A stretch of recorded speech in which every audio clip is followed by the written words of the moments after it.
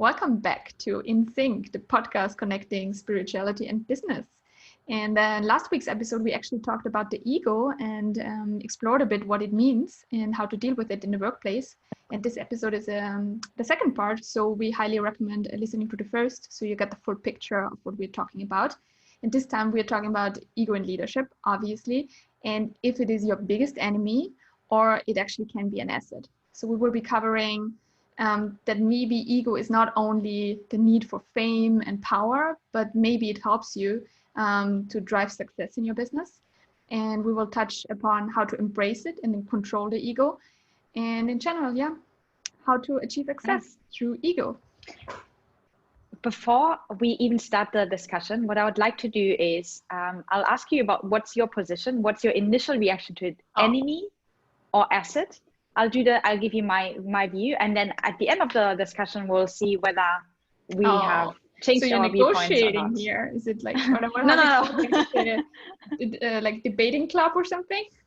Debating club, yes. Yeah, wow, sure. Like in High School Music, great. Okay. So obviously, as I suggested this topic, I am kind of a fan to have an ego, no shit, and to have it also used in the workplace. But it comes with strings. But I'm pro ego. Okay, so pro ego with certain constraints. Yeah, of course. Yes, okay. I would say I'm pro enemy with certain constraints. So this is going to be interesting. Okay. Why would you say you are pro ego? Okay, so I think before going into that, I think we need to touch upon what does it actually mean, like how does it showcase, right? Like I think we started a bit in the last episode, but especially when it comes to success or why it is an enemy, I think we should maybe talk about that. And for me, why I think it's beautiful to have an ego, for me specifically, I feel it actually fuels your competition and it gives you a certain energy, right? I'm not saying obviously you should over-engineer your ego and only listen to that. But I realized it can be a powerful tool to drive you somewhere, to drive you to purpose and to like make you want to achieve things. So that's the Does it really drive you to purpose? To the purpose that you... Yes, in my specific case, I would say my ego tells me that I want to leave a mark in this planet. I want to leave a legacy, which is partly ego. So I don't want to be just, me and Tanya and I'll die and that's fine. No one remembers. I really want to build something meaningful, which can be also due to ego, right? So I want to build something powerful. That's why that led me to purpose. Interesting. Yeah, I mean, I feel the same. I feel like I'm here to leave a mark and to bring something meaningful to bring something meaningful to the world. But I had to really listen to both my ego and myself in order to work out what is the thing that I actually want to bring to the world versus what is just driven by my ego. And the conclusion that I reached is, all of the goals that I had when I was in the beginning of my 20s, like having a successful career in consulting and all of that prestigious environment, that was very much driven by ego. Whereas now I still have huge ambitions, but they are different. They are coming from a different place. So I felt like I had to listen to both in order to find purpose. That's true. I mean, also the answer is not ego. Yeah, it's not only ego, but of course, like the ego wants to be significant and to be someone, or you want to feel someone. So I think it can drive it. But again, you should be aware of it so you can make the best out of this like energy that you have. I mean, maybe the energy is also coming from the inner self and the true essence. I think it's hard, like based on what we know, to tell actually. And I'm not saying that I'm only driven by ego, obviously, but I also feel if you have a healthy ego, and I'm saying now healthy because I feel that you're aware, that you can, that you're aware. That's like the most important part, I think. And you can kind of control and embrace it. It also leads to self-confidence, right? If you like, the one thing what we talked in the last episode, why most of the powerful people have a big ego, or like people are saying that they have a big ego. So it comes with natural self-confidence in their abilities, and they can make things happen, and also the high self-esteem and everything that you actually want to have as a healthy human. And I think that also gets back to the ego.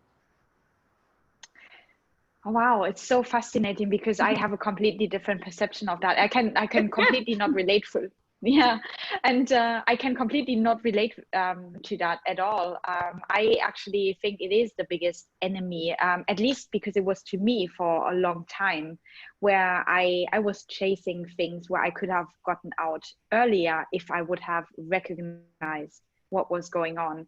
So for me, it's clear now, you know, my ambitions and my visions, they are driven by my actual true self. And I can feel the difference. I can see the difference in everything else that I have done before.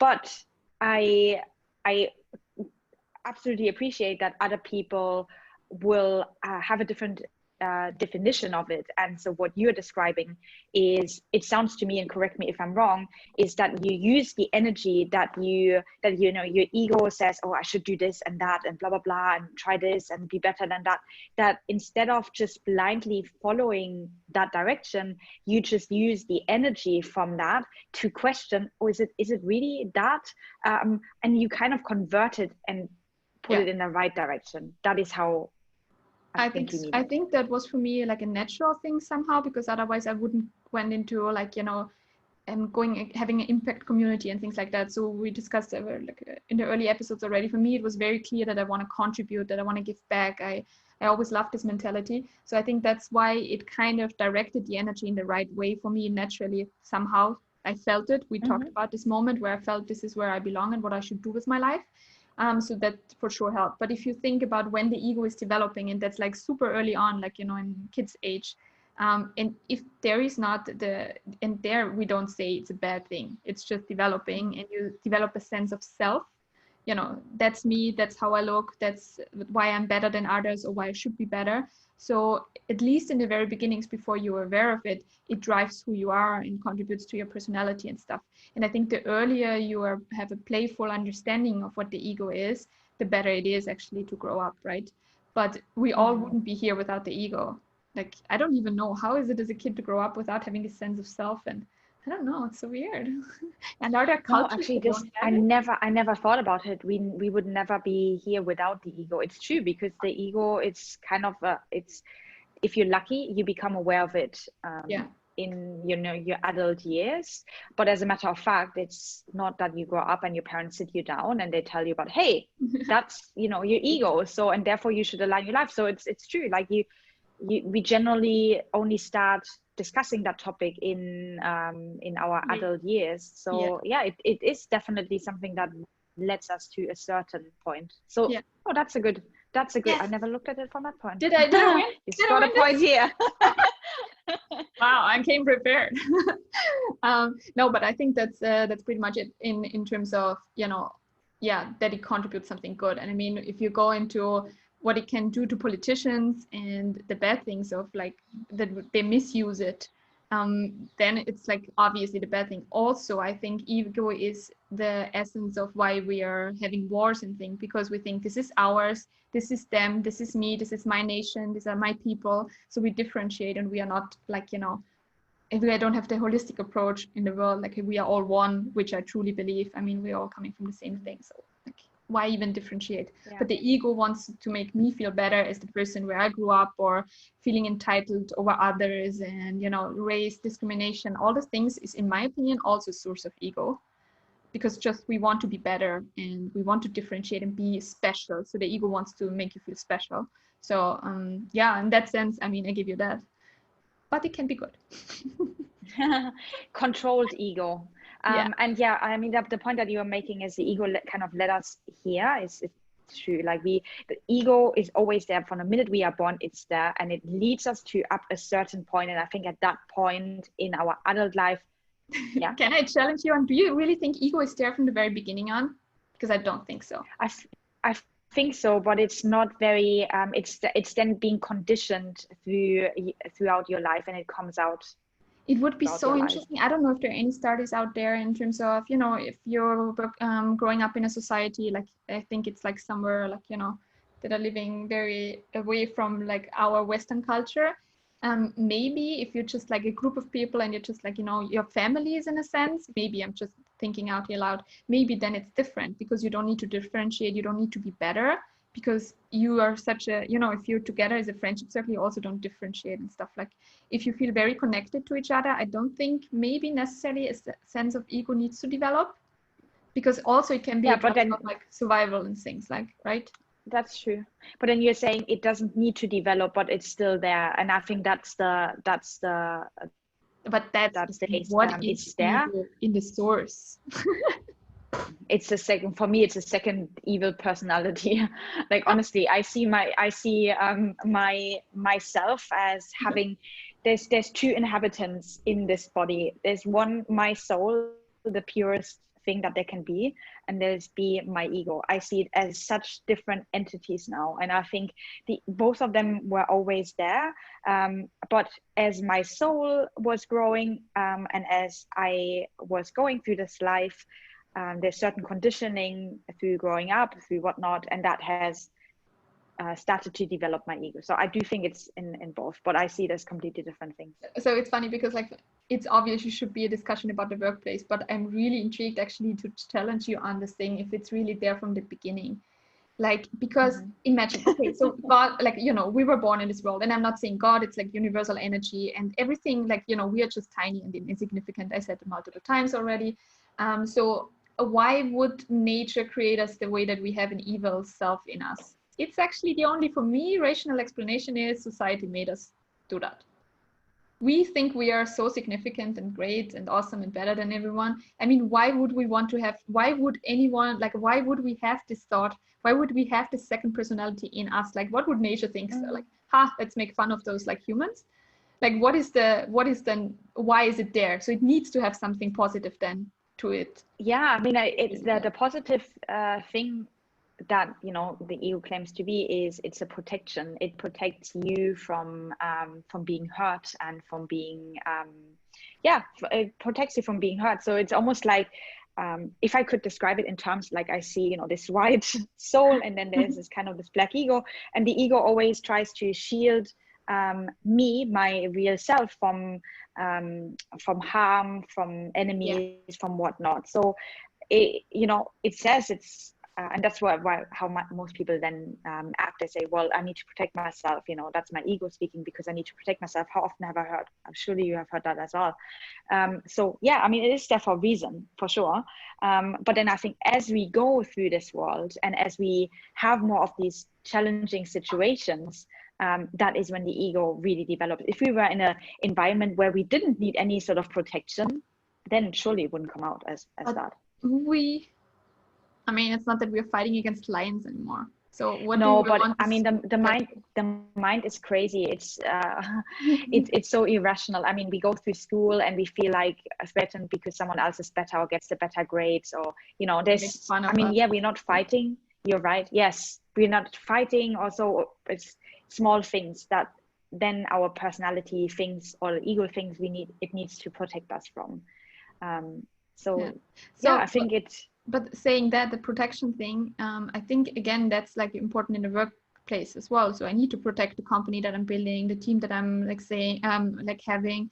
So again, it can be a source of like energy in terms of, and I think the ego really managed to create a certain power and a certain energy in a sense, because it feels so strongly. And because we believe in that it is actually our true self, or some of us. So in that sense, it can be useful, and that's also would explain why a lot of like leaders, top world leaders, have a huge ego, because it is a driving force, and because they can use it to protect their ideas, their, like, you know, their companies, their revenue streams, like a lot. Yes, I mean, let's be clear on that, right? You will not get rid of your ego just by becoming aware of it. So even when you become aware of it, you still have it, right? So you gotta you have to deal with it. And I think there's two different ways really to approach it. Like, it's the way you do it, where you say, I use this energy to push me forward. while being aware of what is happening. Yeah. And sometimes the ego might actually be aligned with what you truly want. Other times it might not be aligned, but then instead of blindly following that ego, you question it and just use that energy to push you forward. That's one approach. And I think this is the harder one, because you need to have a very, very high sense of awareness and spot it and make sure that you're using it for the greater good, if you will, and not misuse it. So I think this is quite hard.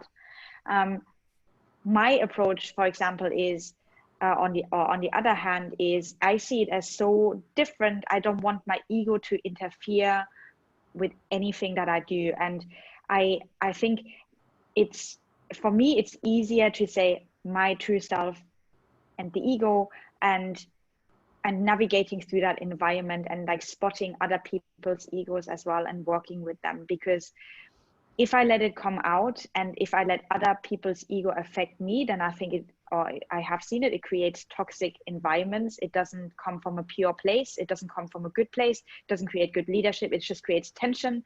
And yeah, it just doesn't benefit anyone in the long term. So for me, it's easier to say, okay, it's the enemy. Whereas you have a more like advanced approach, if you will. You take that energy and use it for I the mean, good. I see it as this like annoying roommate. You live with it, so better make it worthwhile and nice, right? So as you said, you can't get rid of it, and I think that's also not a goal, because it can be protected. It can be good as a energy source. So what you said, but I think embracing, and also what really helps is being surrounded with people that are aware as well. That first of all hold you like grounded in a sense, that are like sparing with you on a healthy level, but also call you out on the ego in a natural conversation, not like in a bad way. And I think that really helps embracing them, that you have ego and you acknowledge it, and it's there because it's in everyone. So that's really something in a healthy environment what you need, that other people that are just as aware as you are, and you can support each other on this journey. I agree, but I definitely do think it is more difficult, because this is, step one, becoming aware of it, Yeah. step two, dealing with the energy. And as we discussed in this previous episode as well, it's apparently, or not apparently, it is very difficult to become aware of it. And like most people are not open to it. And because we are kind of in our bubble where we are aware and the people around us are aware, we'd be like, oh, it's easy, we talk about the ego. Hey, Tanya, here's my ego speaking, So for people like you and me, might be easier to say, let's use that energy and put it into something good. But for the majority of people who see ego as their self, the first step is to become aware, and that takes a lot of time, effort, and mental space. So then asking, okay, now you're aware, use that energy, and they would be like, what are you even talking about, Yeah, that's true. But so again, maybe you're doing advanced ego journey. I can just like advise everyone to go on and to really discover it, because once you're aware, I think it's just very beneficial to all your decisions. My dream culture will be that everyone, and I mean everyone, not just company culture, like business culture, is that people speak so openly about their true needs and their ego and all of these things that go on within all of us, as if it's the most normal thing.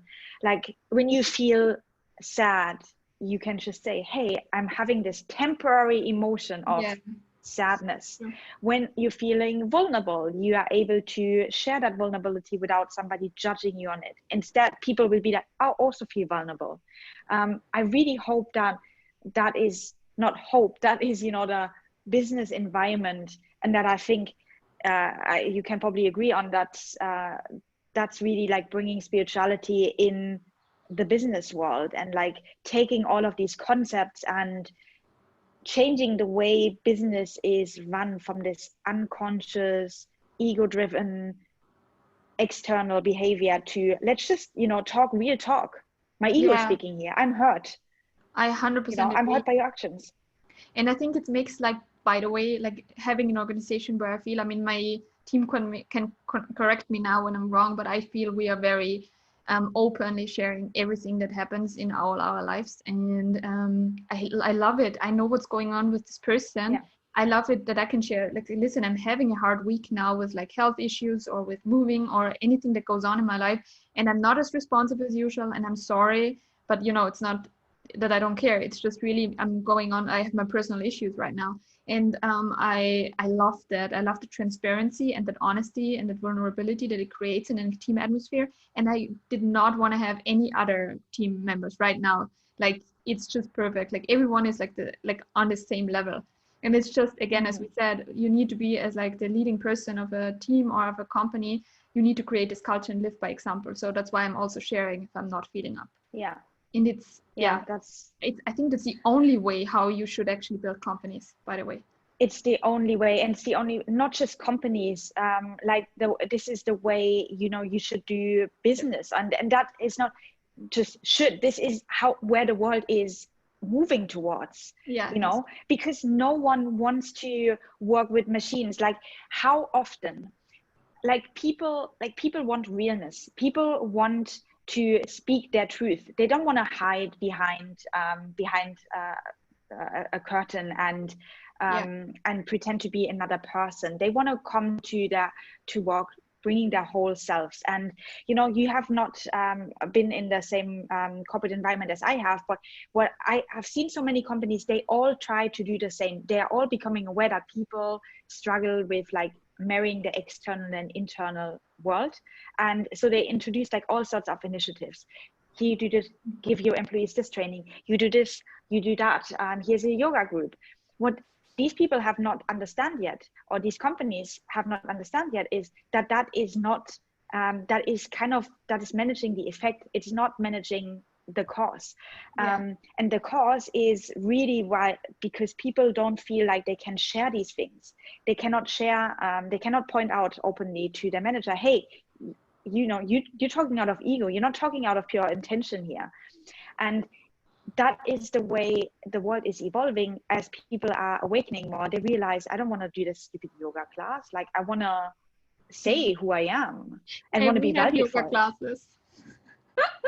Great, but you also have other things. Yoga class is good. It's a good support, but it's not, it helps you to develop your senses and stuff in that area. And to become more spiritual, all of that.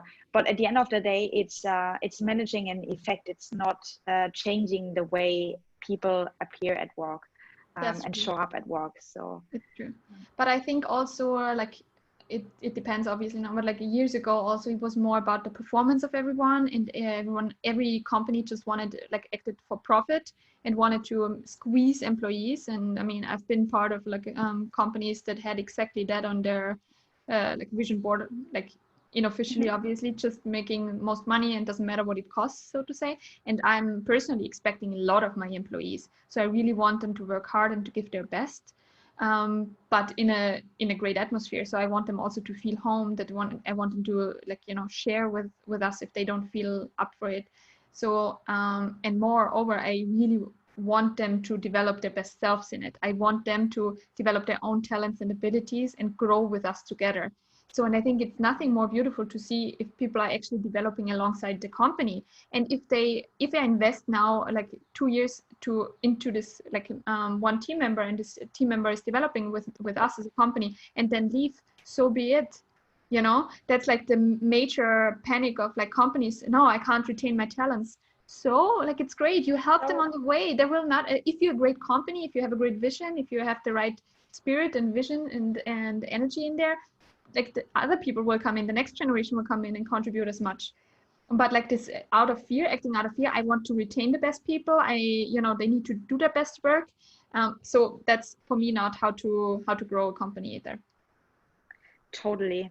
And yeah, I mean, I'm just looking, I totally agree with everything that you say on company culture and stuff, and being so open. But I'm thinking even the whole business world, that even when you deal with new clients or with external partners or so, how come that there is this weird perception that you have to put a different face on, let your ego speak, or be that completely different person.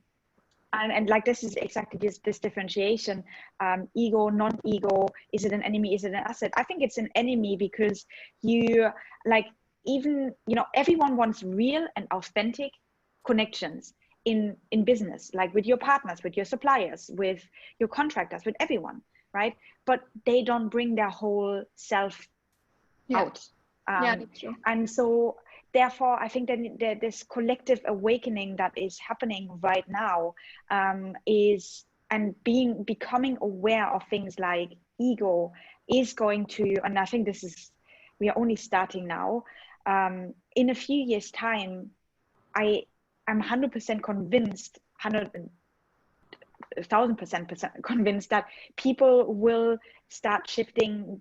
The way business is being done is going to shift to a more authentic, more real. In the first place, that you have to be two different people anyway, like two different personalities in business and life. Where does it even come from?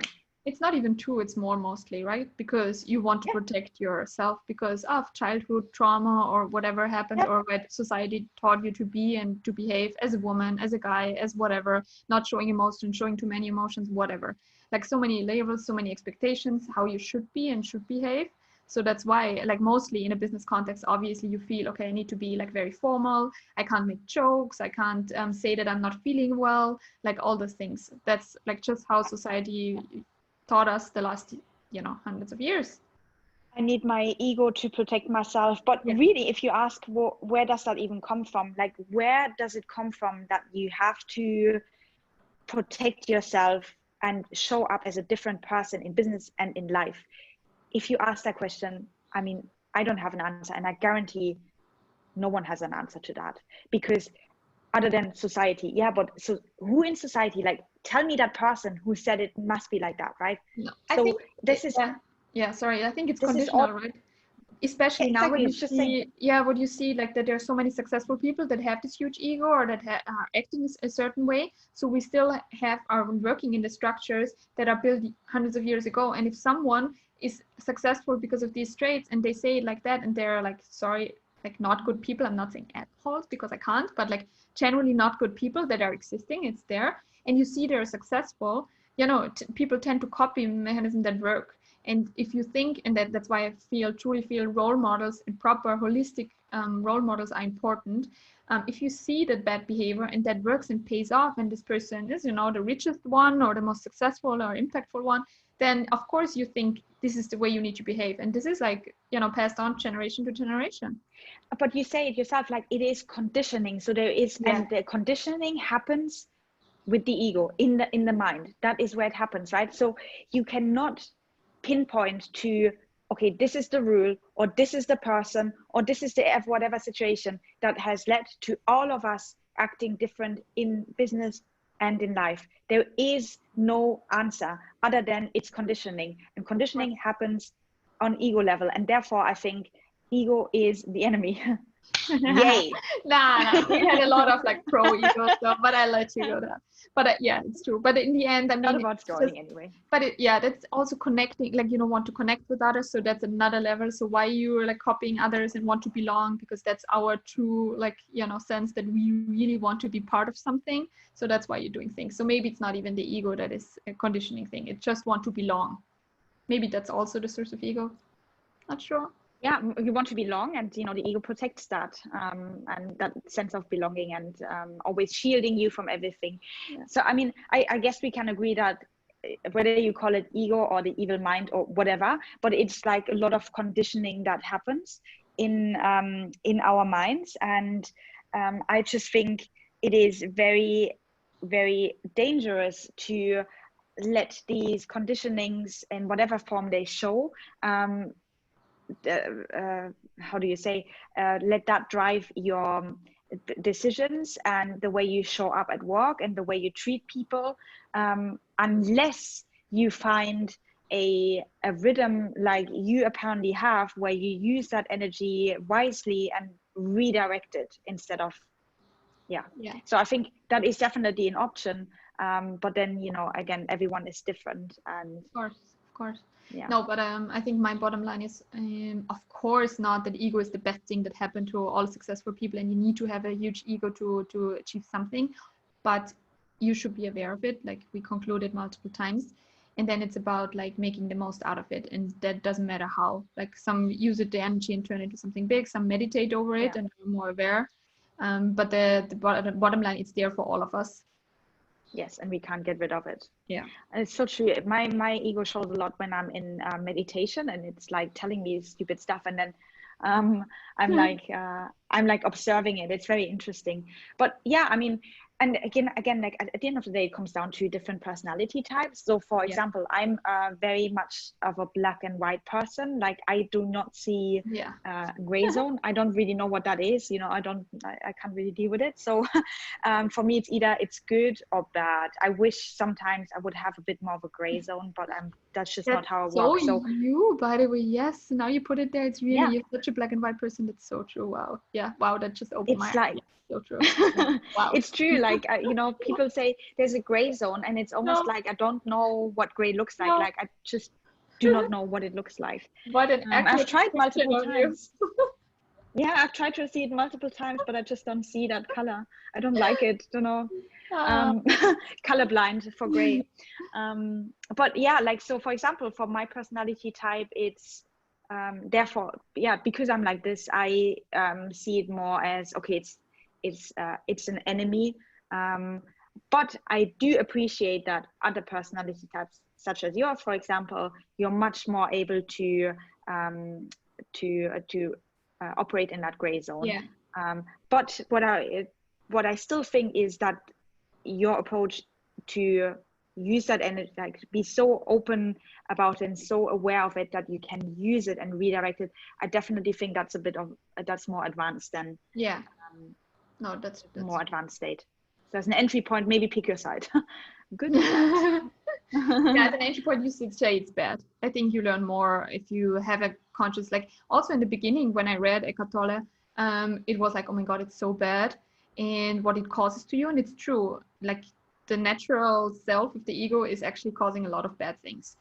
And only over time, you know, you can maybe appreciate some certain pillars of it and make use of them. But in the beginning, I was also like, okay, don't show the ego, don't act upon ego. And that's good. So you just like learn to find a balance with it, I think. Sweet. I think we can conclude that becoming aware of ego is the first step, and there's multiple ways to do that. We've had an episode on this prior to this, so go check it out. Once you become aware of it, then I think it's fair to say to maybe categorize ego more as an enemy than your friend for the time being. And if you reach that advanced stage where you know you can really spot it and you can use that energy, then definitely you know, use whatever it throws at you in a positive way.